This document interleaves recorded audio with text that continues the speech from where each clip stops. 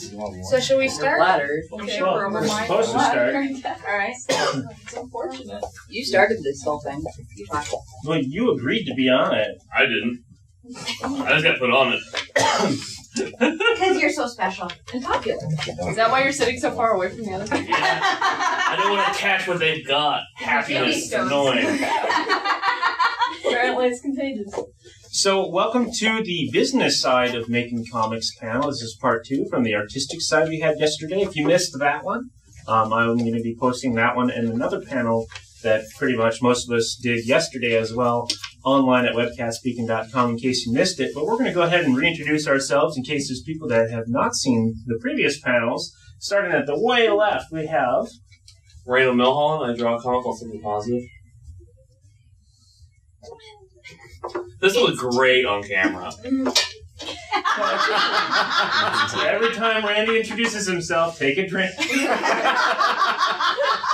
So you get 3 shots at least a day.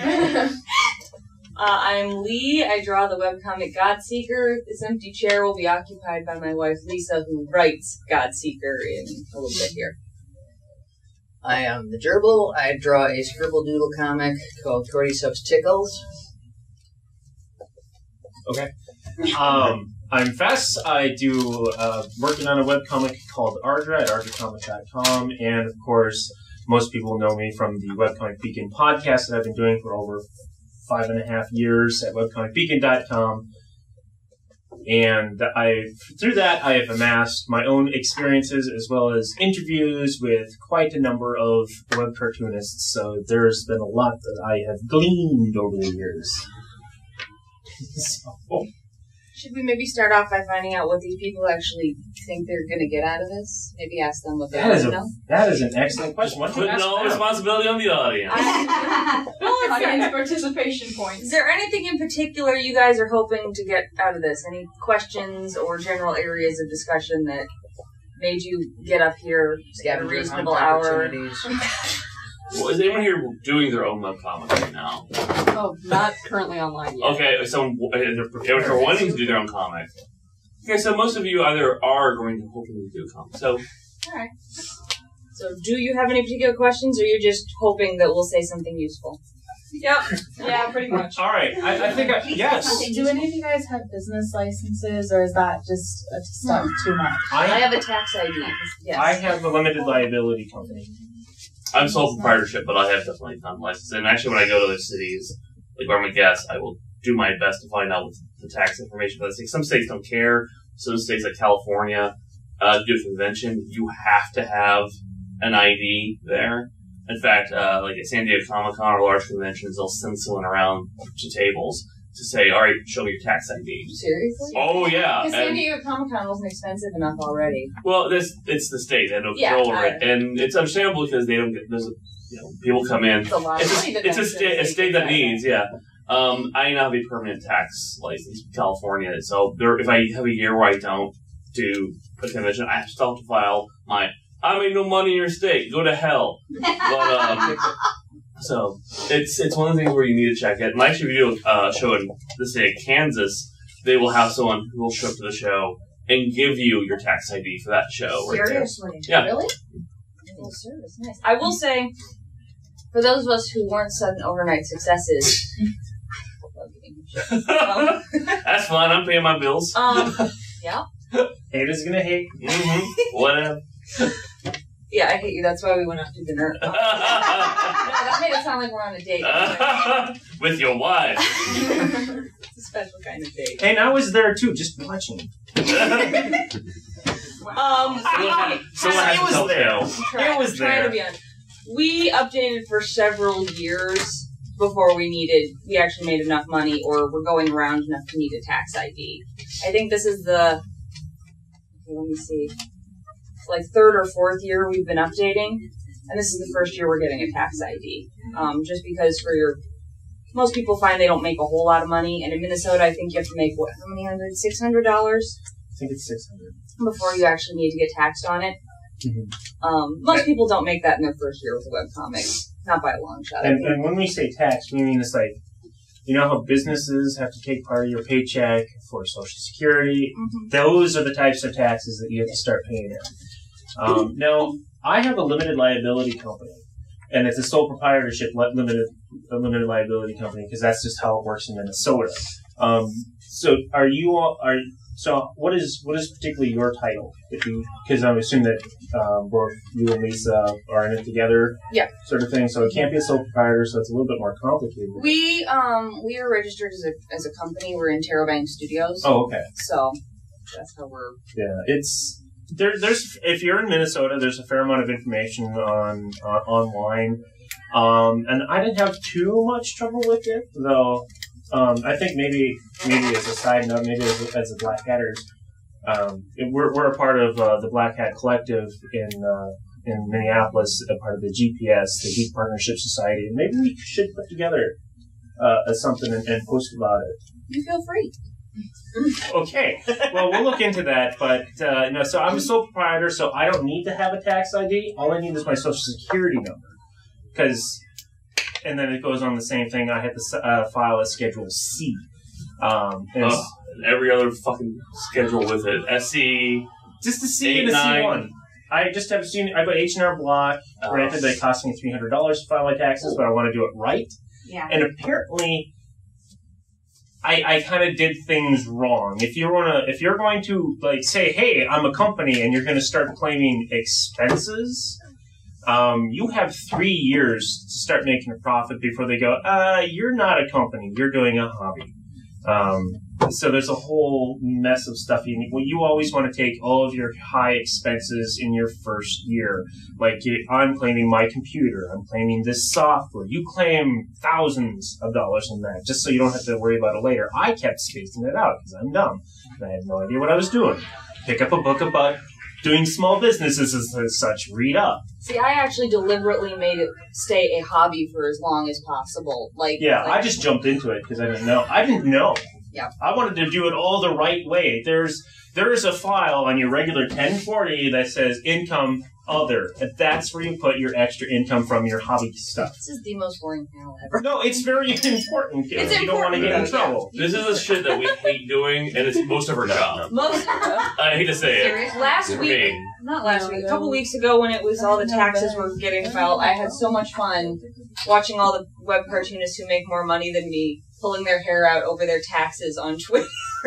For me, it wasn't that bad as it usually is. But this year, it was the first year I really nickeled and dimed my taxes because, you know what, I always owe money, no matter what. I always owe. And it's usually about the same, about $3,600 every year. And this year, I'm going to nickel and still owed $3,600, and I went through every single goddamn receipt. But I have the problem also, I help Blind Ferret with their Kickstarters. So I have to claim that money even though I don't get to keep it. Yeah. And then I have to put the invoice they give me. Because basically, Kickstarter, anyone can have a Kickstarter, but you have to have an American involved because the payments are all through Amazon Payments. Should we talk about Kickstarter if we're doing the business of webcomics? Yes. Eventually. It's not the most important thing, but it's useful. Yeah. But, I had to go through that. That was a nightmare. Because, I had to basically include an invoice I got $120,000. I didn't keep it more than a day, but I had it. Thank you. I got invoiced. Yeah, and this is primarily if you're if you got an LLC, if you're a business. I got an LLC for my name, Festworks, just so I could protect that and other properties that I have under that flag, so that if something bad happens for some reason, that the company gets sued, I don't get sued. So I have limited liability. Ha ha. So it's just also kind of protect my screen name I've used forever too, and blah blah blah. So, but it's I went about it the wrong way. But if you are making profit on your sketches and your set and all this sort of stuff, you should be actually technically claiming it on your taxes. And technically, only if you're making over a amount. certain amount. We'll talk about that. Yeah. So, which you probably won't your first year. So the good news is you have some time to learn all this stuff. Yeah. We're learning it slowly. Find an adult center or community college has just take a business course, a basic intro to business, you'll be fine. A lot of the stuff is covered. I had never taken any of that stuff, so I had to learn all of it the hard way, which was very exciting. I know for the first 4 years I paid way more in taxes than I should have, both because I was also living in Massachusetts, so I was paying state level and federal level, and I was paying Well, I had to pay self-employment tax in both states, and my taxes were like $8,000 a year at that point. I'm pretty sure I could probably shave $2,000 off of that. $8,000 a year. You know, Massachusetts also does their best to ding you for everything they can. I loved living in Massachusetts for certain things, and certain things I really hated for it. Texas is a very fun place to be self-employed because no state income tax. Yeah, that removes a lot of my problem right there. I do know as far as in Minnesota. Okay, is anyone familiar with buying stuff on Amazon.com where you don't have to pay any sort of sales tax? Yeah. But technically, the states can always come at you for the sales tax that they're not getting for what you're buying. Don't they roll that's that called into the cost use. of the price? No, they don't. It's called use tax. So I discovered that I need to pay sales tax on things that I sell at, say, conventions and such. I also have to take into account which county or city that I sold it in. Yeah. As far as Minnesota is concerned, as far as Minnesota sales and use tax, and then there's variable tax, which I won't even get into, which is annoying.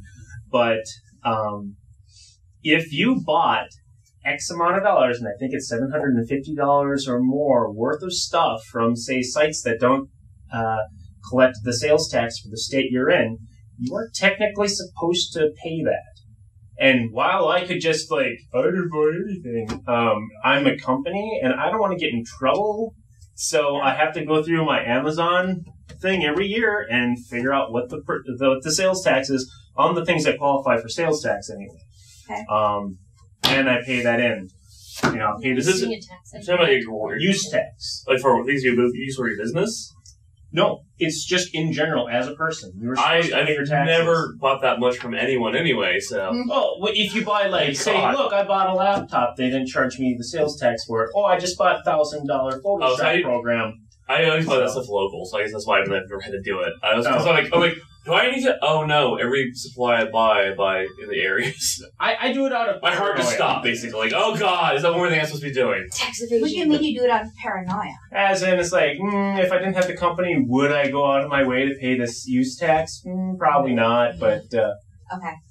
But you're supposed to technically, and I'm pretty sure that most people don't even know that they're supposed to do this technically. So that's just one thing. If you're a company, make sure you pay what you're supposed to pay, so nobody can come back at you later. Don't be a company any earlier than you have to be. There's that too. We just spent 15 minutes on taxes. We should probably move on to something else. So does anybody have any other questions aside from you? Because we'll go there next. Because I remember you from nobody else.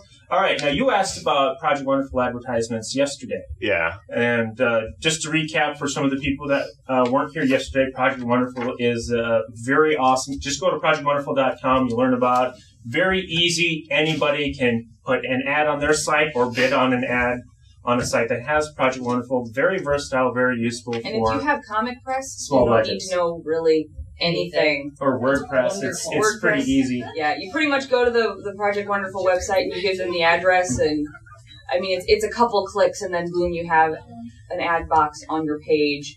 And then it's people give you magic money. Yeah, it's fantastic. I keep forgetting I have it, and then like every 6 months or so, I'm like, oh yeah, I have a Project Wonderful account, and I go in, and I'm like, oh look, money. There's like $20 there. Hey.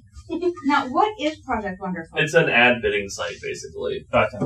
Especially for webcomics. Yeah. Yeah. Well, it's widely used by webcomics, but a lot of blogs have it too. Blogs. I've seen even other media sites using it in places. It started 2007 or 2008. Ryan North of Dinosaur Comics created it, and it's his baby. And that's why it's so widely used among comics. And you can also bid on other people's comics. It's a really good way to make yourself crazy, looking at the user stats of every other webcomic person. I will say this. This is my one thing about Project Wonderful. The stats lowball. Oh, really bad. Yeah. Like, according to Project Wonderful, I have 77,000 unique readers. I have 200,000 readers. And there's, I've heard part of the explanation is if someone has their ads blocked, that's not going to show up. But other things as well.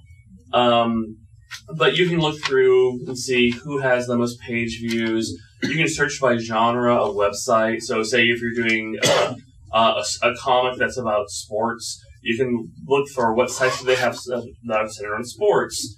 cool, now what has the best readership, when do they have it, and create ad campaigns based off that, so you're only hitting the sites you want to hit the audience that might be interested in stuff. Yeah. The stats, though, are... I've heard reports that they're about maybe 33% over-generous. No, they're not. They're wrong. They're really, really low. They're horribly off. They're super low, because I know how much my site gets, and that's not... I've seen... they're lower than... They're way low. Because, yeah, like I said, my readership is about 200,000, and they're like, 77,000? No, that's wrong. You're off by about 100,000. Yeah. And same with Danielle Corsetto. They lose like 100,000 of her readers as well. Well, part of it is I know that they don't...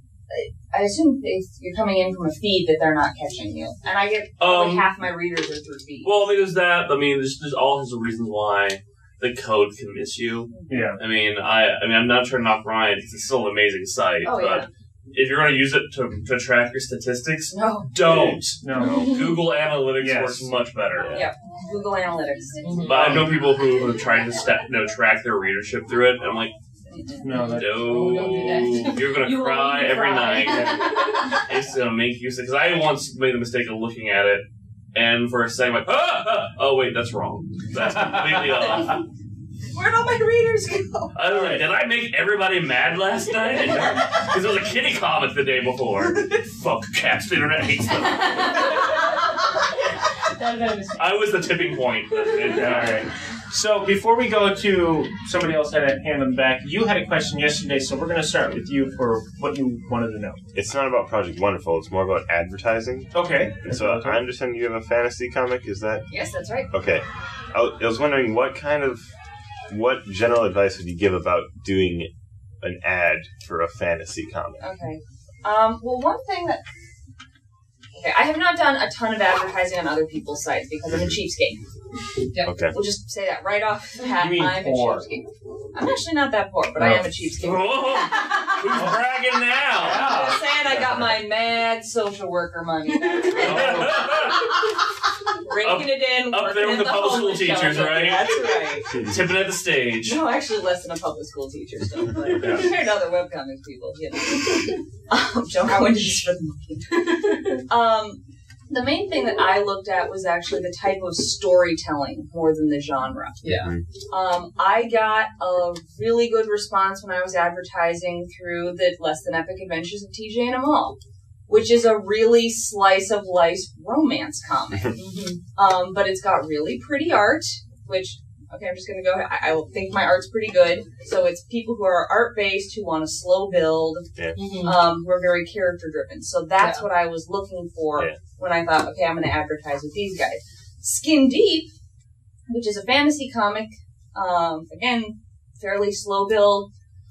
Because of where her ads are placed on her webpage, I really didn't get a whole lot out of my ad on her page. That's something you should look at, because some people do put their Project Wonderful ads way at the bottom of the site. And Project Wonderful handles some of my ads, but not all of them anymore. Most of my ads are from Blind Ferret, but used to I had one at the very top and one at the side of the comic, which meant I was making a shitload of money off Project Wonderful, because if you were reading my comic, you were seeing those ads. They're right there. Now they're on the front page. I have 3 squares right underneath, but if you read through the archives, they're right to the side. So they're still there with an eye view. But placement matters, because honestly, I mean, you do have people who make it a point to see what the ads are, because they understand that you make your income. I have a lot of readers who have actually, they'll whitelist my site through their ad blocks to make sure that they can see it, because it's my income. And sometimes I'll click on, especially for Project Wonderful, they're more likely to, because I actually filter. Project Wonderful, you have the ability to either say, I will never, if someone bids, it goes up, whatever. Or you can say, I will review every site. And that's what I do, because sometimes I'll have things on my site. Sometimes I'm very nitpicky, and I will usually tell someone why I reject their ad. Like, I reject your ad because it's an animation that's flashing too fast repeatedly. I have just said it's that no animation on our ad. I can do like a slow, because Dave Willis has done some really cool ones. Like, he actually did one recently as a parody of the old Batman animated series intro with his character. It was a beautiful, but it was a fluid animation. Some of them are really well done, but I don't want to compete with them on my page. Fair. Well, I'm in a situation where they're placed, they're not going to be competing with the comic, so it's not a big deal. But I also have oh, this is a pyramid scheme. I'm not going to have that on my site. Or one guy, I've had some really, I avoid political ads, period. I don't care what they're for, even the things I believe in. Yeah. I don't want that on my site. And 90% of the time with Project Wonderful, what you're going to be getting is some other webcomic. Yeah, it is. Honestly, it is. But I've had that, and I've had one was for some Christian and anti-gay site. I'm like, yeah, I have a whole bunch. Are you marking up the wrong track? Yeah, I've got a whole bunch of gay characters. You can go to hell. And also, I've gotten viruses from certain sites that try to advertise for Project Wonderful, which suck. But I got the virus, not my readers. So, an announcement and it's useful that way. For the fantasy ad. Oh, maybe it's creative. The ad itself is what you're asking about. No, that was helpful, but yeah. Color. My comic up until last week was in black and white. Always do my ads in color. I did a black and white ad once. Nobody clicked on it. Yeah, it doesn't catch your eye. It doesn't catch your eye. Even on a site where, I had good luck with the color one the week later, the black and white one, nobody clicked. It was the same picture. I just slapped some color on that, and then people were noticing it. Make it dynamic, too. Have, action. And also encapsulate what your comic is about. Yeah. You don't want to do the whole...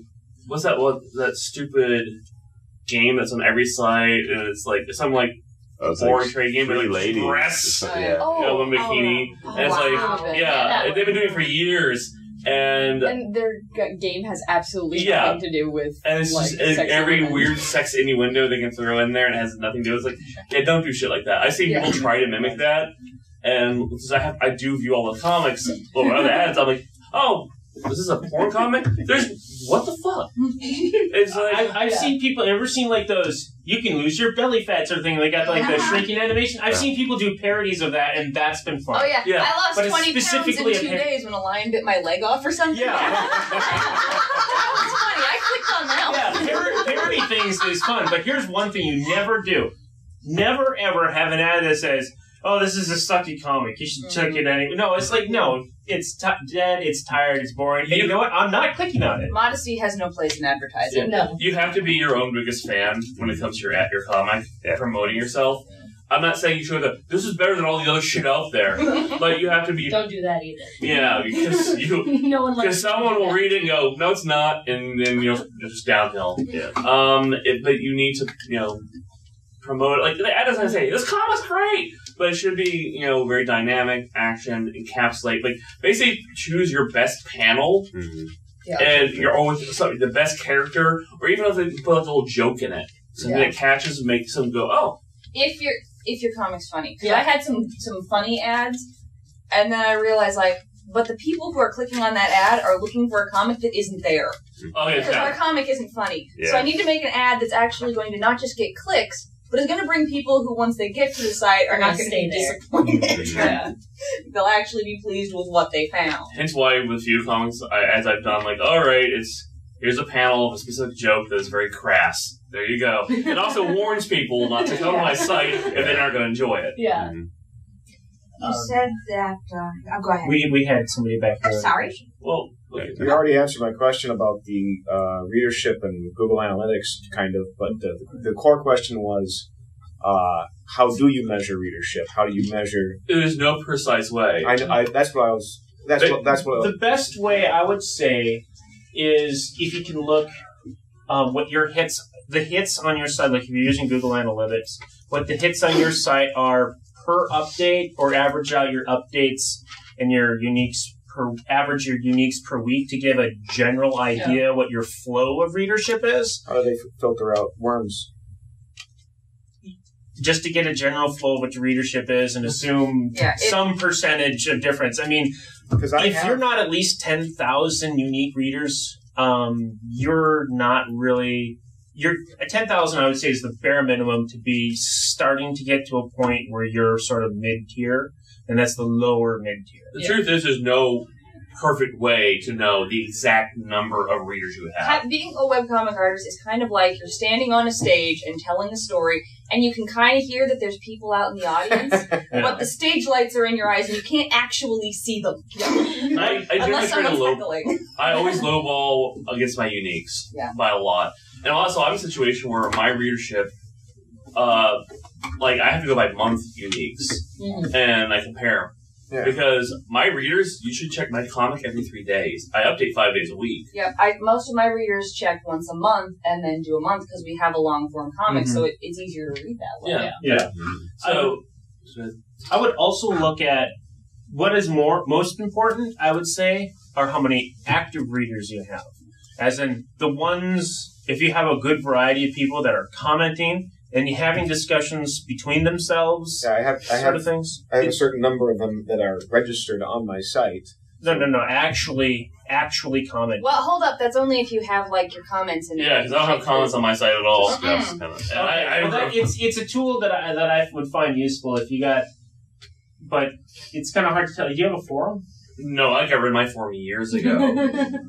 Here's my problem with forums, stuff like that. Is once you get to a certain level, you have to moderate it. And I don't want to play babysitter. And after the 50th time where I had to email someone saying, you're misbehaving, and I told you not to do this, I've got shit to do that is so much more important to me than telling strangers to put their hands out so I can slap their wrists. But that's what usually it breaks down to. Yeah. And I honestly, it hasn't hurt my readership to get rid of them. We have heavily moderated comments. It's just, after watching what happened with Jen Doyler for Knights Errant on her comment stream before she shut it down, I'm like, you know what? I was feeling bad that I don't get to read comics on my site, and then I was reading the comments that are actually on people's sites, and I'm like, never mind. It is a give and take, because some people have really, really fun, have good comments, but then you'll all read things like Dave Willis's, and you never know what people get upset about, but I'm sorry, back to your actual question. Yes. There is no specific way to weed all that out. You have to just kind of go. It's same like how syndicated comics do. The numbers they put out, this comic is read by this many millions of people. No, they're going by the number of newspapers sold in total, and it's probably because there's no real way they can know who turned to page 14C and read their account. All those people are not reading Marmaduke, I'm sorry. Yeah. Maybe they are, you don't know. Well, maybe last, because there's nothing else to read. But, but so you have to, honestly, a lot of it's estimation. Okay. And lowballing it. I'm sure somewhere out there's some person who has a very specific equation that they can throw out, but I've been doing this I wouldn't trust it anyway. No, I've been doing this almost 12 years, and I always just go and say, all right, it says I've had this many uniques in a month. It says this many. Google Analytics also has the returning percentage, and I just lowball from that. Sure. So, because I assume at least 30,000 or so are probably at least spiders or whatever. It's also worth noting that there's a natural ebb and flow. Mm-hmm. Nobody reads my comic in June. No one has ever read my comic in June. I don't know why. Come September, they all come flooding back. I think I have a lot of college students. My summer numbers drop drastically. December's low. Yeah. Major holidays will just knock your readership down. Yeah. But they'll be back next month, hopefully, if your comic doesn't, if they like it, they'll come back. But sometimes they just go away for a while for no reason. You're like, what did I do? Come back, baby.